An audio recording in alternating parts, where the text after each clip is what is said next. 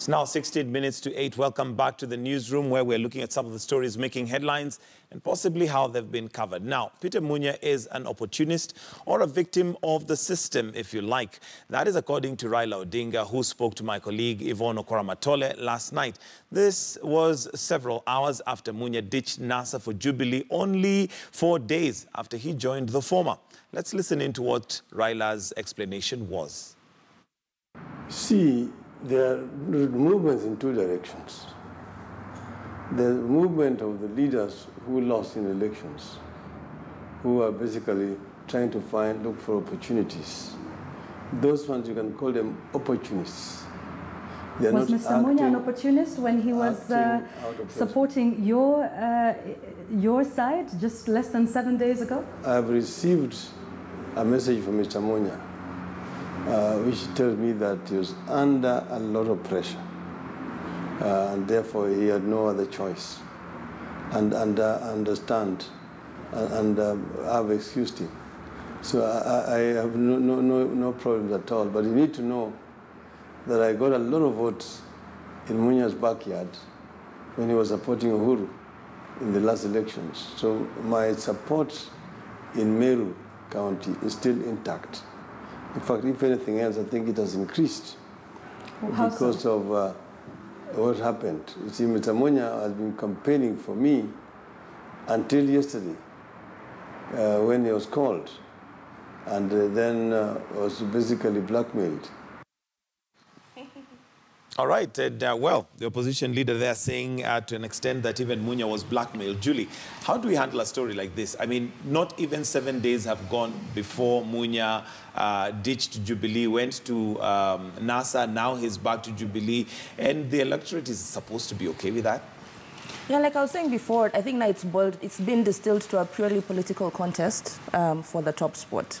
People are aiming to get into State House. So now I think, or to be on the winning side.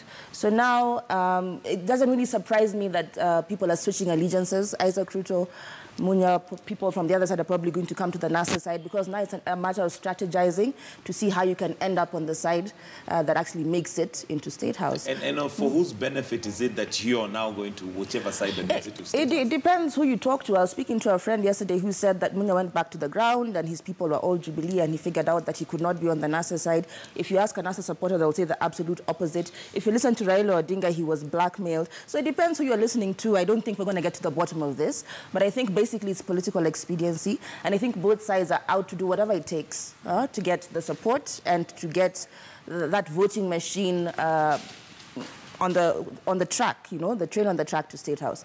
So I don't think this is surprising at this stage. It's, well, a day in politics is like 1,000 years, or 1,000 years is like a day. Shortest week in the history of politics, I think. Because kind of like he was tuned kidogo, he went to that side, and then he said, I don't think so. I think I'm coming out of this box. But, you know, politics. What's our responsibility in a story like this, Rosaline, especially for the fact that we are there to take care of Wanjiku? I think that issue of blackmail is just hogwash. I don't think it carries. It sounds because you remember yesterday, like every journalist was trying to reach out to Munya, and it became very difficult to get him and just get a comment from him. What we had was just a tweet from State House confirming he had decamped and he was ready to back the president. So for me, I look at it in terms of what the leader themselves stand to gain. I don't think it's about the party. I don't think it's about their supporters. It's about them. And as an individual. And there's no way you can say I've been blackmailed, I've been coerced, unless you have some cobwebs somewhere that you know that when they are exposed, then the people will see you in another light. But if you are a leader, you stand, you know that those pressures are going to be there. And you must surmount them and tell people, I can stand tall. So when he went to NASA, he didn't know that his backyard, there was going to be pressure on him to support Uhuru. So for me, I don't think that stands. Okay. Yeah. Gadara, and it's not an isolated case. Not too long ago, we had Isaac Ruto do an interview with Duncan Khaemba, and the Express question, not Duncan, I think it was Chris Thairo. Right. And one of the questions he asked him is whether he has decamped from NASA. And he said, no, I am still in NASA. He even went to justify, you didn't see me in this campaign period with NASA, but I had my own reasons. Then just a few days later, here he is with the deputy president in his home backyard. So really, are we being fair to the electorate when we do not put them on the spot and ask them, hey, who's benefiting from this switch of allegiance? Well, I think we should interrogate this behavior. And I think we should also look at what sort of behaviors we have tried to inculcate using our laws. Now, obviously, our laws can't fix everything, you know. But we do have Political Parties Act to see that stops some of these more egregious things from happening. And I think we should look at that. Now, obviously, these guys have been decamped from parties, you know. But perhaps there's a question to be asked whether this is sort of behavior we should tolerate. You know, it's obvious that there is no public interest being discussed here. This is nothing to do with whether or not Uhuru or Raila would be the better president. It is more what is in my interest. Whether they will be the president. Yeah, you know, yeah. And I think that's those are the gambles that these guys are taking. You know, and it is unfortunate, but I think at some point we'll have to accept politicians are politicians. You know, all we can do is report on what they do, you know, and try to emphasize to the public that this is not normal. You know, this doesn't happen everywhere in the world. You know, that there is a fundamental lack, I think, amongst our leadership. Actually, I don't like calling them leadership, you know, amongst our rulers. You know, there's a fundamental lack of ethics, you know, that they don't have. And the problem, I think, a lot of times is that is then reflected back on us as if it is our fault. And we keep telling people, oh, but you vote for these guys. But not really. I mean, these guys come, they campaign, and we vote for them, and then they quickly do a switch on us. No, but to a large extent, like, for example, in Kirinyaga and certain other places, people who put themselves up for election have been demonstrated not to be, to fulfill all the requirements of Chapter 6. And people know this, but they still go ahead and vote for them. So I think we must take responsibility also for But is it a case of the chicken and the egg? Because really, who is to blame? Is it the electorate for putting them there? Or is it them who, like Gadara says, switch at some point? They switch, yes, but then at the end of the day, you have a choice to vote them in or not, especially knowing what they have done. For example, if they've been accused of grand corruption or whatever it is, gross misconduct, and then you still vote them in. So at that point, whose responsibility is it? There, I think, I mean, I've got a slightly different take. I think we've got to distinguish. For a lot of guys, I think the system is already stealing from you, you know, and we all know this. So that the fact somebody else is stealing from the system is not particularly too egregious, you know, for you, because already what we have never done really as a country is to fix the fundamental governance system that we have. What we inherited from the British, from the Wakoloni, has stayed as it is, as this parasitic thing that is constantly impoverishing, constantly taking away. And it restricts choices, you know. Your choice. If somebody has asked for your vote, you can simply say, I am not going to vote. Well, but you're paid. You're paid but like somebody once said, it's like you have a parade of 4 thieves, and all you're being told is choose from this one, or this one, or this one. What choice do you really have, Rosalie? I mean, I think it all... Rosalie, maybe just very quickly.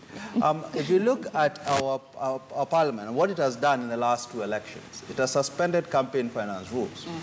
So basically, we don't get to limit, which we have tried to do, you know, how much money you need to spend to actually get elected. That already restricts the choices you will have at the ballot box.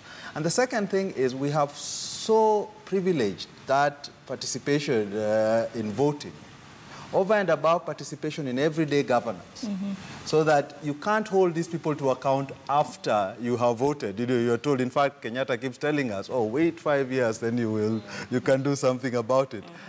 In those sorts of circumstances, then people's choices, you know, which are then dictated by this system, are limited, you know. But is that true, Gadara? Because if you look, for instance, at Igembe South, we have John Paul Mwirigi, the 23-year-old student, who basically ran his campaign with 0 budget. And the people of Igembe South decided... But he's the exception that proves the rule. The fact that you can point him out, you know, and you look around the country, ask who else is riding a bike who gets elected. But remember, this boy started like immediately after the elections, and if you talk to him, he'll tell you, I started immediately after the 2013 election. Correct. So it was something which was very passionate to him. He will do his things, you know, the normal manual jobs, but at the end of the day, he'll tell people, I am running.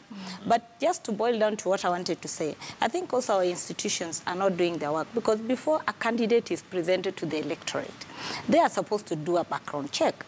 EACC is supposed to clear these people, CID and the rest. And up to now, we are still having cases in court where some people, even the qualifications are questionable. So how did these people were cleared? We have governors who actually have questions now and have served in the last government and have been re-elected. So how did they find their way to office? Now, if you come and tell me that, let's say, one of the candidates is a thief, and the candidate can actually part with 5,000 and give me, and you're telling me by word of mouth, and surely I need money to eat, what will I do? But it seems like we go in a vicious circle because, like you rightly put it, but the law does say you're innocent until proven guilty. So when they have...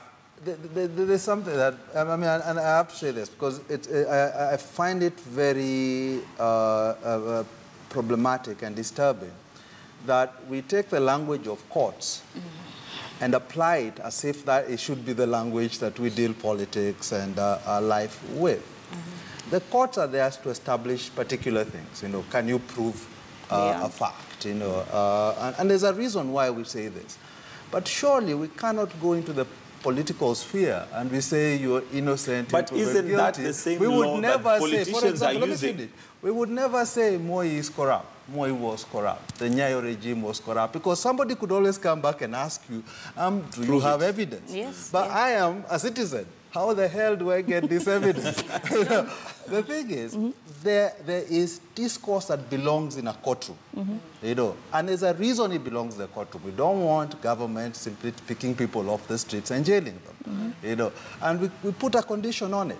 But even when it comes to civil proceedings, even in courts, we reduce this burden of proof. Civil proceeding is on probability. In civil proceedings, but some of these things, these are criminal cases we're talking about. Beyond, you know, but we've taken that from a criminal perspective and imposed it on people. I'll have to pause you right there because we want to take a short break and release KTN Home. We're coming back on that right now. It's now 4 minutes to 8. KTN Home now switches to Life and Style. Here on KTN News, we continue with the newsroom in just a bit. So we'll take a short break, but we'll be right back.